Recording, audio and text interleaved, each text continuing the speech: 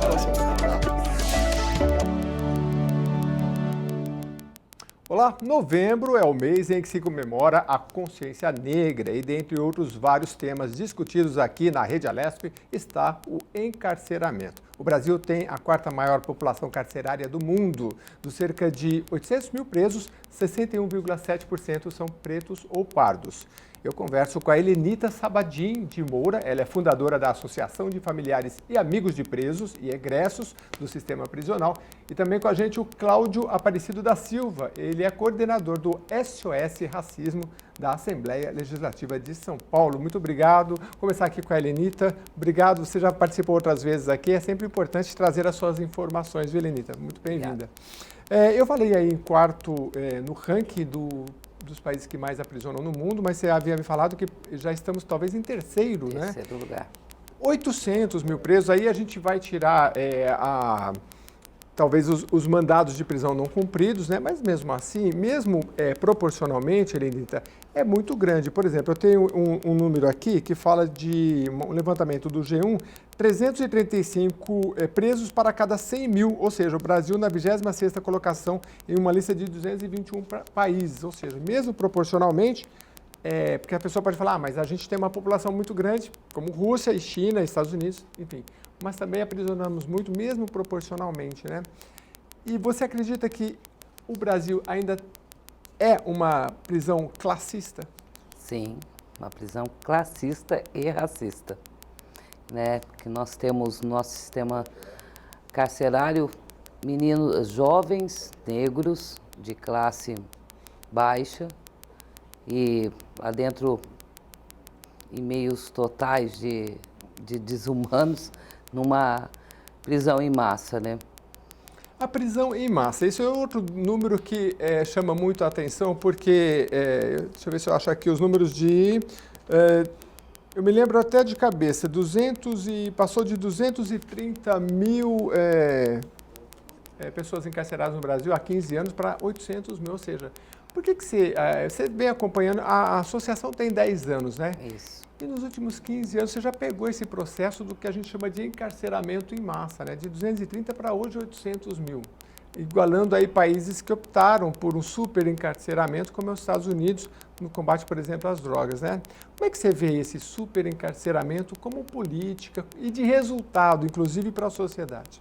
Então, em 92, quando teve o massacre no Carandiru, se resolveram fazer presídios para diminuir aquela população, né? E na época tinha-se 44 e durante esses 20 anos foi para 44 não, nós tínhamos 41, se não me engano, foi para 144 presídios. Nesse meio tempo, a gente vê todos encarcerados por pequenos delitos. E com o passar do tempo também teve-se o crime hediondo, se não me engano foi em 2006, que droga passou a ser crime hediondo, com penas em vez de ser 1/3 ou 1/6 de pena, eles passaram para 2/5 e 2/3, com reincidências, né? Quem tivesse reincidência teria 2/5, aonde que as penas conseguiram ficar maiores, bem maiores, e esse número de pressão aí, o próprio estado de São Paulo mesmo tem, sim, metas de bater a criminalidade. Tem que tirar da rua aquelas pessoas que se eram usuários e essas leis foram criadas para poder passar para ser traficante e com metas dos policiais, eles passaram a aderir outros meios, né, de prisões. Aí é onde que foi tendo, Claudinho, vários tipos de prisões diárias do crime hediondo, aonde que foi. O Brasil adota já há um tempo essa questão de, assim, se o usuário não é preso a partir de uma certa quantia, né, vamos supor, de maconha, um outro tipo de droga, ele não vai preso porque ele é um usuário, mas aquele que está entregando a droga, ele é preso, ele é o traficante. Como é que você vê isso, principalmente comparado a outros países? Você acha que é uma distorção? Porque existe o tráfico independente da quantidade ali que ele está... Aliás, quando é o usuário e caracterizado o usuário, ele não é preso, né? Mas, ou seja, alguém que usa está alimentando essa rede de tráfico, né? Sim, ali é considerado tráfico com a partir de algumas gramas a mais de droga, não sei bem a quantidade no momento, não me lembro. Mas normalmente a maioria são usuários, quando eles vão no local para poder comprar. Eles compram 3, 4 pinos, já dá como tráfico. Se o policial parar e pegar eles com 4 pinos, eles são traficantes. Aí eles são levados, são condenados, julgados, se forem reincidente, pega a pena até de 1 ano e 8 meses a 8 anos de prisão. A gente falar nisso, ô Claudinho, passar um pouquinho a palavra para o Claudinho, enquanto a Lenisa toma uma aguinha. A questão das drogas levantada aqui é só 28% desses encarceramentos. Aí quando você soma com furtos e outros crimes, vai para 37%, ou seja, uma massa grande e que é um problema que precisa ser atacado, né? Mas antes de passar as questões para você, eu queria que você falasse um pouco do SOS Racismo aqui na casa, né? Porque é ligado à mesa diretora e tem uma utilidade pública muito importante. Queria que você falasse o SOS Racismo é uma ouvidoria de casos de racismo, né, que existe aqui na Assembleia Legislativa desde 2005. Estamos caminhando para os 15 anos, né, de existência. Então a gente acolhe denúncias de racismo e encaminha elas para os órgãos necessários, além de trabalhar toda uma orientação para as vítimas na construção do conteúdo probatório, né, porque muitos casos de racismo eles não vão adiante, porque as vítimas, no calor ali da denúncia, da agressão, acabam não conseguindo levantar elementos suficientes que possam colaborar para a formação de opinião do juiz. Então, a gente colabora com a vítima na construção desse conteúdo probatório para quando ela for judicializar ou levar adiante a denúncia dela, ela consiga levar com muita consistência a ponto de conseguir ter o dano efetivamente sanado. A gente conversava um pouquinho antes do programa iniciar e eu te perguntei o que tem chegado mais de denúncias aqui para vocês. Você falou, olha, chega muito questões assim no comércio, grandes redes de mercado, por exemplo, que a pessoa por ser negra, ela é abordada de uma forma, às vezes perseguida, enquanto percorre os locais, né? Dentro. Tem muito caso de denúncia que a pessoa sofre no mundo do varejo, né? Vai em mercados, bar, em qualquer lugar assim, comércio em geral, e a pessoa acaba perseguida, né? Temos alguns casos, por exemplo, de uma mulher que entrou numa loja, pegou um produto numa gôndola que ela queria levar, de repente chegou uma pessoa, tirou da mão dela aquele produto, ela achou que ia levar para o caixa para ela poder ir lá acertar, e a pessoa devolveu o produto para a gôndola. E ela achou aquilo muito estranho. Tem aquele caso do menino do Ricoh, né, que passou por aquela situação no Ricoh, mas tem muitos outros casos de supermercados. O Ricoh é a ponta do iceberg, todos os supermercados têm hoje salas de tortura, né, que pega as pessoas que vão praticar pequenos furtos e acaba torturando lá no ambiente mesmo do próprio mercado. Então a gente tem muitos casos desse. E tem uma outra coisa que corre em paralelo a esses casos de denúncias em rede de varejo. Hoje mesmo eu atendi um caso de uma criança que foi perseguida pelo segurança de um mercado, uma criança negra que percebe que está sendo perseguida por um segurança branco dentro de uma grande rede de supermercado aqui na Grande São Paulo. Mas também tem muito caso de porta de banco. Porta de banco também tem casos absurdos assim, de pessoas que são barradas na porta do banco. Entra o homem branco, a mulher negra, o homem passa, a mulher fica. Sem nenhum objeto, sem bolsa, sem nada. Tem casos também de mulher branca com homem negro, que a mulher passa com a bolsa e o homem negro sem nada, também sem nem carteira, não consegue passar na porta do banco. E a coincidência é que ela é branca, está com uma bolsa extremamente volumosa e ele é negro, sem nenhum volume e não consegue passar na porta do banco, a porta trava para ele.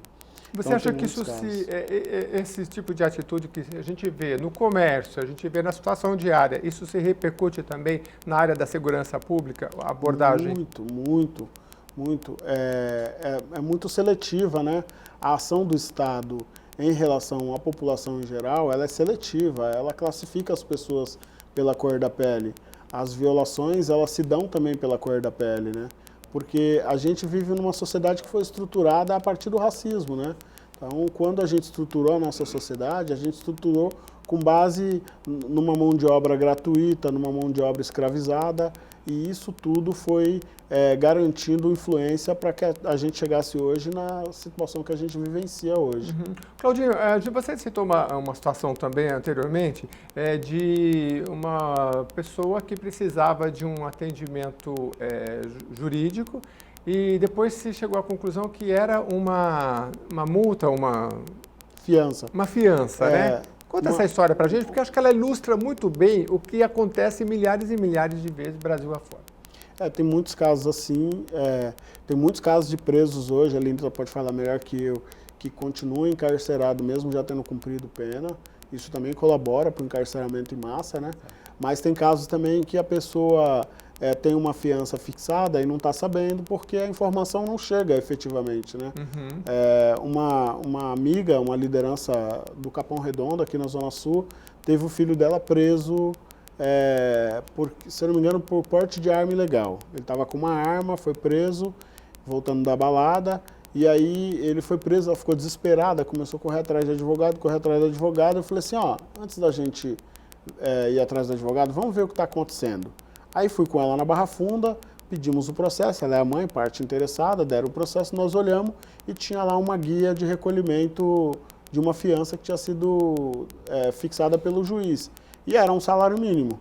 Um salário mínimo com certeza era muito menos do que a gente ia pagar para um advogado e correr atrás das coisas que ela precisava que fizesse para poder defender o filho dela. Aí nós fizemos ali, eu e mais uns 3, 4 amigos, fizemos uma vaquinha entre nós, conseguimos o valor, que era um salário mínimo, pagamos e o menino saiu e ele mesmo foi atrás de buscar a defesa dele. Então ele mesmo foi trabalhar, porque ele trabalhava de motoboy, conseguiu pagar um advogado parcelado e esse advogado o defendeu e ele conseguiu a liberdade dele. Ô, Lenita, a gente começou o programa aqui falando da questão classista, né? Quando falta dinheiro para pagar um advogado ou para pagar uma fiança, você acha que aí já começa uma diferenciação? Porque quando você tem a fiança, é lógico que ela pode ser proporcional, né?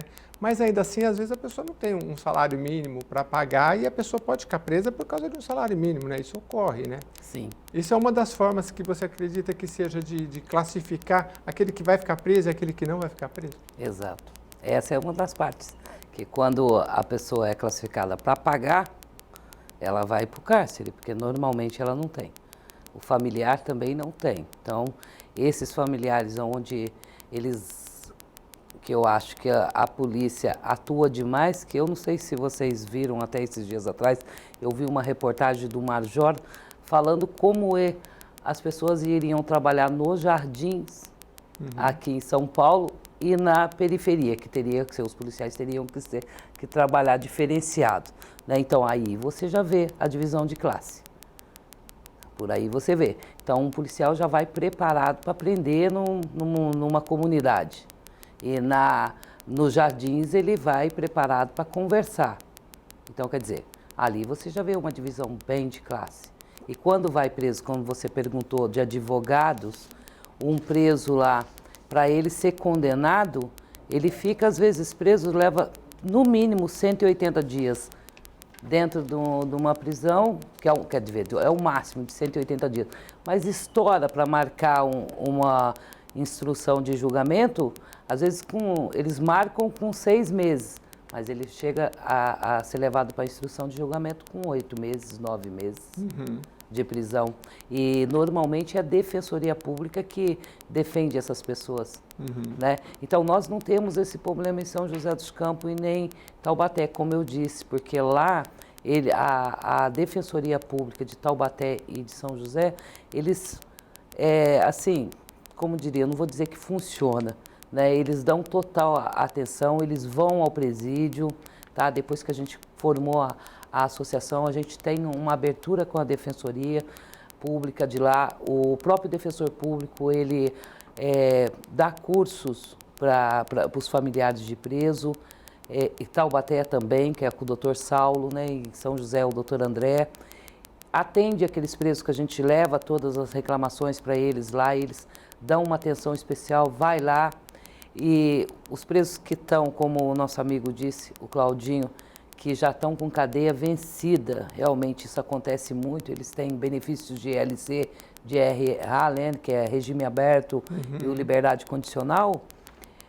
Se a gente passar o nome para a Defensoria, na hora a Defensoria vai lá, mas não é todos que chegam a nós. A nossa região lá tem quase 11 mil presos, mais até ali no Vale do Paraíba. Nós temos acho que 12.300 e poucos presos, se não me engano. É importante ressaltar isso que você está falando, Helenita, da questão financeira, porque para a gente pegar um quadro mais amplo, muita gente não entende, acho que agora vai poder entender um pouco melhor. Porque assim, todo mundo tem direito à ampla defesa, claro. Mas, e você pode, quando você não tem recurso, é pela Defensoria Pública. Isso. Para você ter uma ideia, a Defensoria Pública aqui no estado de São Paulo não existia, ela tem talvez 15 anos, acho que não tem 20 anos. Antes era a Procuradoria e era assim, que dividia outras funções. Então, a rigor, você tem ou tinha uma sobrecarga de processos e lógico que a pessoa que é atendida por um advogado particular, entre os advogados, eles falam, a gente dá, como é que se fala? Impulsiona o processo. O que é impulsionar? É ir lá e cobrar. Você peticiona, você vai lá, você vai atrás, então o advogado está sendo pago. Não que a defensoria não faça, mas eu estou se colocando numa situação que era sempre mais sobrecarregado e você impulsionando quando você tem ali um trabalho específico de um profissional para defender aquele preso, é lógico que aquilo vai ser impulsionado de uma forma que muitas vezes, como você citou aqui, se a pessoa tem lá, já passou o prazo dela requerer uma liberdade, enfim, esse processo possa ter um andamento mais efetivo, né? É nesse contexto aí que a gente, não sei se você concorda, né? Nesse contexto aí que a gente se coloca, né? Então, por isso que a gente iniciou aqui falando da questão classista, né? Nós estamos debatendo esse tema dentro do mês da Semana da Consciência Negra, de novembro, né, de 2019, e nossos colegas estão aqui nos ajudando a entender este cenário no Brasil, que é o terceiro ou quarto país que mais encarcera no mundo, em números absolutos, e 26º em um rol de 221 países, nós somos o 21º que mais encarcera, são cerca de 800 mil presos no Brasil. E essa questão social, Helenita, como é que existem outras alternativas para a questão do encarceramento? Porque vocês lutam pelo desencarceramento, né? Ou seja, não haver... chegamos numa sociedade que não precise mais haver o encarceramento. Você acha que é possível pensar em alternativas? Sim, antes deles serem presos, eu acredito que se tivesse política pública, social principalmente, eles não estariam lá. Em vez de construir presídios, construísse mais escola. Isso é dizer do Brasil inteiro, né? Mas antes disso, eu acho que deveria ter ali um acompanhamento social para todos os familiares, principalmente em comunidade. Porque os nossos governantes, eles esquecem das comunidades. Eles acham mais fácil colocar ali todo mundo, tirar o desfavelado de um lugar, do centro da cidade, como acontece na minha cidade. Na minha cidade tiraram todo mundo do centro e jogaram para a Zona Sul, que é a famosa, que eles chamam lá de Comunidade Sul. Jogaram para lá. Outros jogaram para a parte leste, que é bem distante, quilômetros da cidade. Então, houve esse desfavelamento de todos os locais do central da cidade, para deixar uma cidade bonita, colocando eles isolados, e ali não deram assistência nenhuma. Não deram assistência nenhuma. É aonde o tráfico abraça os familiares, assim como acontece dentro dos presídios, que não tem ressocialização, aonde foi criado os comandos no Vale do Paraíba mesmo, na Casa de Custódia, em 92, naquela época, e houve tudo isso daí aonde que acontece. Eles saem de dentro da cadeia sem ressocialização, porque o Estado não dá. Não existe isso. Entra pequenos portes lá com delitos pequenos, porque, como pode ver na estatística mesmo, nós temos lá de furtos e crimes de tráfico, 90%. 10% são crimes bárbaros. Isso até menos até. Então, já começa pelo judiciário. A pena punitiva ali poderia estar amenizando essa massa carcerária, poderia estar amenizando com penas punitivas, com trabalhos na própria... Você fala penas alternativas. Alternativas, sim. Uhum. Poderia estar fazendo, até errei, desculpa, fazendo essas penas alternativas com cesta básica, como a gente vê, da primeira, segunda vez, Prestação de serviço né, prestação de serviço comunitário, porque tem, na verdade, o que eles fizeram, roubaram um celular ou roubaram tentativa de furto de um carro, sai bem mais em conta para o Estado, pequenas quantidades, do que manter um preso que roubou um celular dentro do presídio durante 1 ano e 8 meses, ou então até o julgamento. Metade 6 dos meses. condenados por tráfico, metade dos condenados por tráfico foram pegos com pequenas quantidades, abaixo de 50 gramas de drogas. Isso quer dizer o quê? Que nós não estamos prendendo grandes traficantes. Nós estamos prendendo usuários de drogas ou pessoas que estão sendo usadas pelo tráfico de droga em razão da condição social. Às vezes a pessoa quer pagar o próprio vício e não tem como pagar, para ele não roubar, para não ter um problema maior, aí ele vai trabalhar no próprio tráfico para poder conseguir custear o seu vício, entendeu? Então talvez o que a Helenita esteja querendo dizer é que se a gente cuidar das pessoas, a gente pode prevenir. A saída não é encarcerar, a saída é a gente cuidar das pessoas. Cuidar das pessoas não colocando elas em regiões distantes do centro da cidade, sem qualquer assistência pública, sem qualquer planejamento, bairro construído sem nenhum planejamento, sem creche, sem educação, sem saúde, sem assistência social, sem cultura, sem acesso a serviços públicos fundamentais para o desenvolvimento da pessoa, porque aí chega lá, o Estado não está presente, a escola não está, todos esses serviços não estão, quem está presente? O Estado paralelo, o poder paralelo. E aí o poder paralelo age da forma como ele age, corrompendo as pessoas, fazendo as pessoas irem para um mundo, vendendo um mundo para as pessoas que efetivamente não existe. E as pessoas só vão descobrir isso no cárcere ou depois que se perdem, tomou um tiro, ficou paraplégico, alguma coisa parecida. Sabe? Agora, Claudinho, a gente vê sempre, principalmente na época das campanhas assim eleitorais, essa questão debatendo, às vezes, muito da questão da emotividade, né? E aí, ouvimos, às vezes, nas grandes mídias, pessoas proclamando, dizendo que tem que prender mais, porque é o discurso dito fácil, né? Tem que prender mais, enfim, né? Mas para a sociedade, o cidadão comum, o que ele quer? Ele não quer ser assaltado na rua, ele quer segurança, né? Então, um discurso que, às vezes, ele se depara com diversos discursos e ele quer resolver o assunto dele. Mas, efetivamente, vocês que acompanham, essa política de encarceramento, ela dá resultados? Porque, assim, você sabe que tem matérias, reportagens dizendo que o sujeito sai da cadeia e, muitas vezes, ele tem que pagar ali uma mensalidade, né? Isso é fato, para quem está lá dentro, e aí ele tem que, ou ele vai trabalhar, ele está com a ficha suja. Então, provavelmente, ele vai se envolver no mesmo meio que ele estava antes para poder bancar com os compromissos dele. Isso, na sua opinião, alimenta um ciclo vicioso que o Estado não consegue dar providências mais efetivas para a sociedade? Isso está no fundamento do que se pensa do presídio, da prisão, né? Se a prisão foi feita para reeducar as pessoas, o que a gente precisa avaliar é se ela está reeducando. As pessoas que estão saindo da prisão não estão reincidindo? Porque o que eu vejo é que os números só aumentam e a criminalidade não diminui. Então, esse modelo é um modelo que, na minha opinião, não é efetivo, não dá certo. Você acha que a sociedade deixa de ver aquela pessoa ali, como ela disse assim, ele não está mais no centro, está na periferia. Parece que o problema sumiu do mapa, né? Mas se você for ver mesmo, não mudou. Mas ele está se amplificando, na real. Ampliando, né? até. Ele está se ampliando. Então, o que eu acho? Eu acho que, primeiro, o que já existe, primeiro que deveriam parar de construir presídios. E o que já existe precisa qualificar. Porque se a pessoa foi para lá para ser reeducada, ela precisa ter mecanismos lá dentro que a reeduque.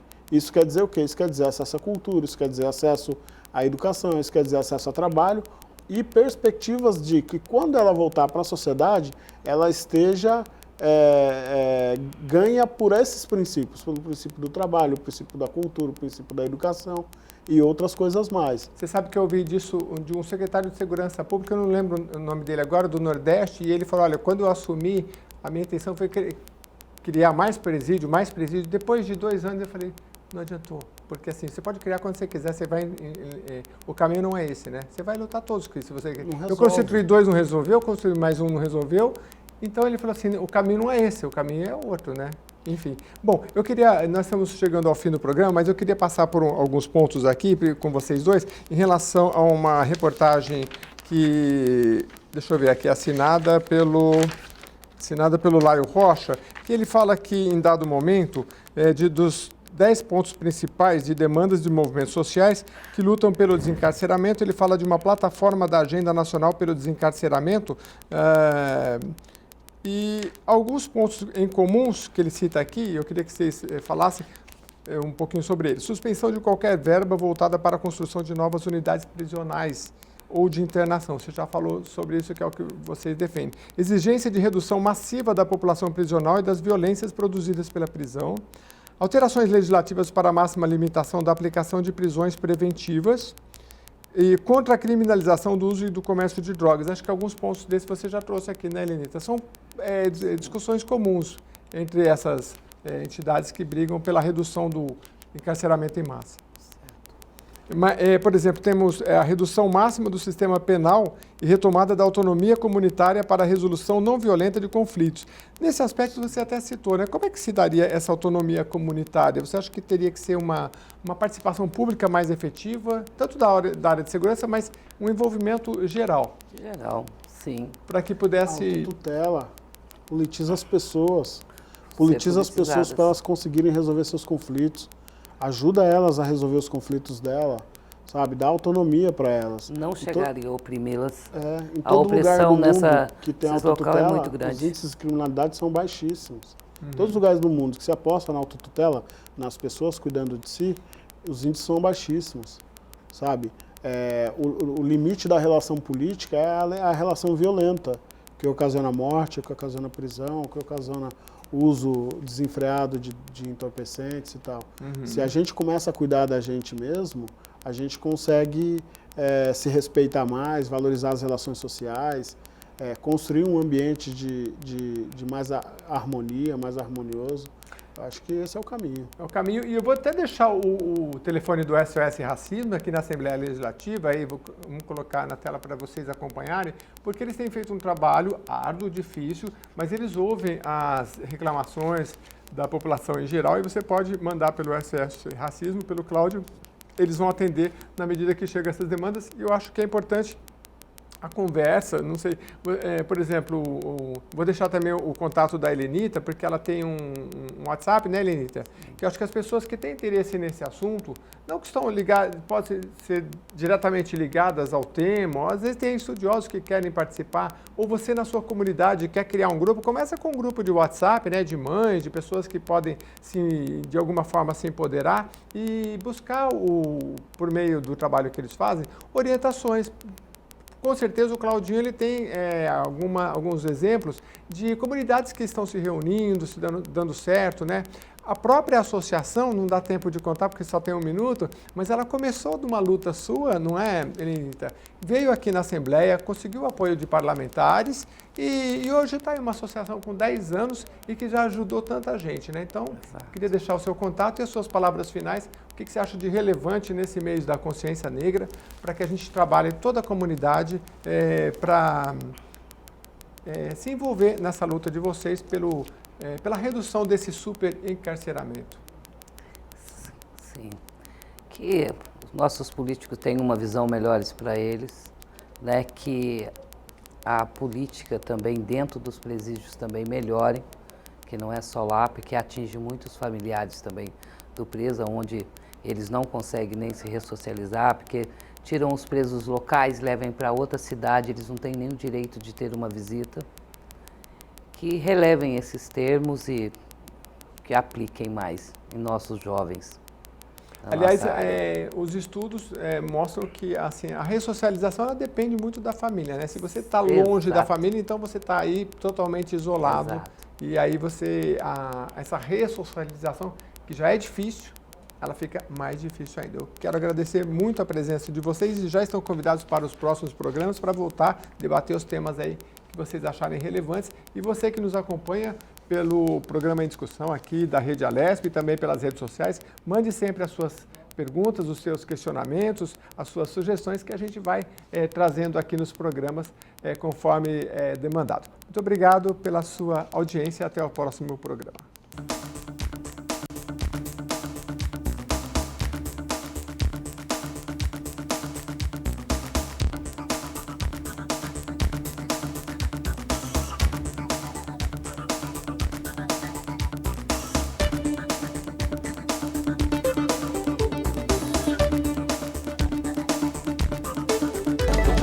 problemas, né?